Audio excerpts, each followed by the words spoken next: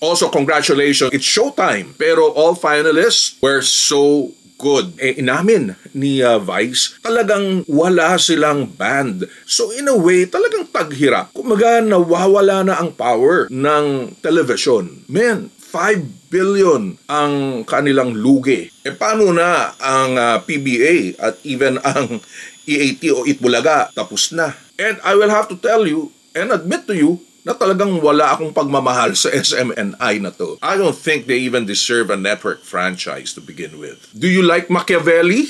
Man, kilala ko yung Machiavelli na to. Magkaroon ng collaboration, ang mga Villar at ang ABS-CBN. I really hope not. Isa sa mga pumirma na matanggal ang franchise ng ABS-CBN ay itong si Camille Villar. Have some pride, ABS-CBN, as I've said before, so far has not been verified. This is more haka-haka. But why with AMBS? Bakit? Para lang makasurvive? Actually, parang zombie. It's not as revolting. Malas lang nila. Hindi nila nagawa. Parang mas gusto to sa Popeyes. Miss Chicha is waking up! ABS-CBN somehow has maintained that stature. Tinanong ko sa kanya, may multo ba rito?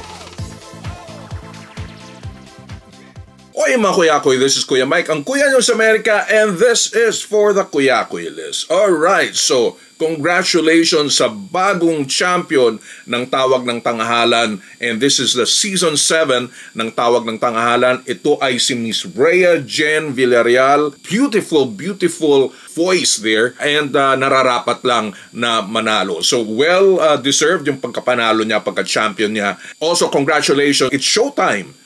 Dahil napakaganda ng ginawa nilang concept, dahil nagkaroon ng collaboration ng mga finalists, itong 5 finalists, at kasama na doon si Vensor. Biglaan na lang dahil may isa na biglang nagkasakit. Ayun, that concept na may collaboration ng mga bands, and this is just not rock bands at all, may The Company pa. So talagang swak na swak yung music ng The Company kay Rhea Jen Villarreal. Admittedly, I was rooting for Abudi. For some reason, siguro I really wanted him to soften a bit. I wish there was more of rock ballad sa kanyang mga kinanta. And this is by Six Cycle Mind. Pero all finalists were so good and well-deserved. Kasama na rin doon yung pumasok na si Vensor. Alright, now, nabanggit ko sa aking reel, and I hope na napanood nyo yun, na kung saan inamin ni Vice, talagang wala silang band na accompaniment sa daily rounds ng Tawag ng Tanghalan. At inamin niya talaga na kulang sa budget. So she had to solicit na may mag-sponsor ng kanilang live band, lalo na itong Grand Finals. So in a way, talagang taghirap. I think it's all networks, no? Including GMA. Parang for the last few years, lalong-lalo na magmula ng pandemic, talagang bumababa yung mga neto. And I think it's because of yung advertisement is now really going to social media. Kumaga nawawala na ang power ng television. In fact, this year alone, bigla na lang bumagsak yung CNN Philippines. Man, 5 billion ang kanilang lugi for the last 7 years. I don't know what will happen to their franchise here. Pero magsha-shutdown na ang CNN Philippines. I think yung mga kagaya nila Ces Orenya, sila Rico Hizon, mawawala ng trabaho. Paano na ang PBA at even ang EAT o Itbulaga, kasi simula lang nila na magpalabas na rin sa CNN. Itong January lang, tapos na. Now, another na beleaguered network is itong SMNI. And I will have to tell you and admit to you na talagang wala akong pagmamahal sa SMNI na to. I don't think they even deserve a network franchise to begin with. With all the disinformation and through the years, and the red tagging. But the thing is, it had to be a political gulo between what's going on sa kampo ng mga Marcoses at ng mga Duterte na dating unit team. Naalala niyo pa ba na dito si Bongbong Marcos ay hinail na magaling magsalita sa SMNI debate? Do you like Machiavelli? Na siya raw ay isang Machiavellian? Man, kilala ko yung Machiavelli na to. Masagwa.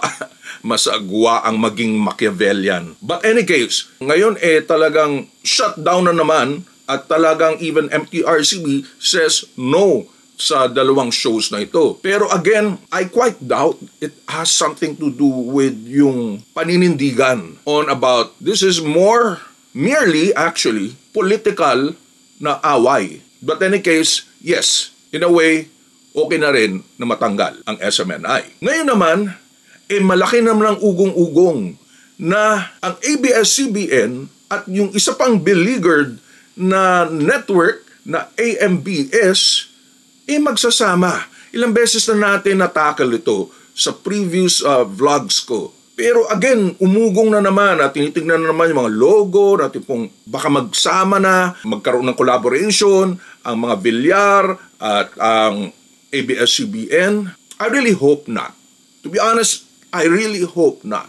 After all, totoo lang, isa sa mga pumirma na matanggal ang franchise ng ABS-CBN ay itong si Camille Villar. At ngayong nakuha na nila ang frequency ng ABS-CBN sa pagkawala ng franchise at taghirap na sila. They could not even muster a good TV show na magbibigay sa kanila ng pera. If it's true, magko-collaborate, magtutulungan ang taga-ABS-CBN and ang mga Villar.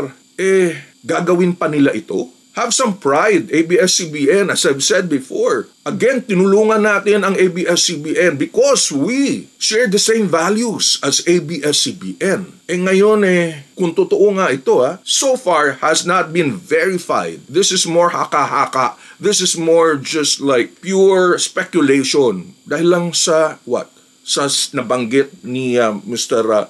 Katigbak na this will be the year where ABS-CBN will create the most impact. But why with AMBS, just in case? Bakit? Sila ang nag-down again sa inyo. Binagsak kayo. At kasama na doon ang anak mismo ni Villar. And then, gagapang kayo sa AMBS or ang AMBS gagapang sa inyo, ABS-CBN, na mag-collaborate para magkaroon naman ng revenue, ng matinong revenue. Actually, any revenue, lugi talaga sila. I don't think they even have a show. Para lang makasurvive. Actually, parang zombie ngayon ang AMBS. Kung ako sa ABS-CBN, might want to check, do some collaboration now with CNN Philippines. Probably they'd be able to do that. After all, mas maayos, mas matino. It's not as revolting as you guys from ABS-CBN doing a partnership with the Villars. Sila mismo ang gustong makuha tong franchise at gusto nila maging media conglomerate. Malas lang nila. Hindi nila nagawa. They had really bad stars with Tony Gonzaga there. ABS-CBN, check CNN Philippines. Gamitin nyo yung frequency nila. But more than that, have stronger ties, stronger partnerships. Right now, I think it is more efficient economically with GMA or even right now TV5. Who needs who more? ABS-CBN o itong mga Villars? Right now, mas kailangan ng Villars ng tulong. Well, hindi lahat ng businesses na akala nyo malaki ang kita, magtatagumpay. Alright. So, in the meantime, yun muna from the Kuyakoy List. Again, it's a branding and shopping channel for the global Filipino. Also, we need subscribers. Subscribe po kayo sa ating channel. Click on that notification bell. And again, ito si Kuya Mike, ang malamang nakaisa-isa at kauna-unang affiliate marketer na Filipino-American for online stores. At ang Kuya nyo sa Amerika, this is for the Kuyakoy List.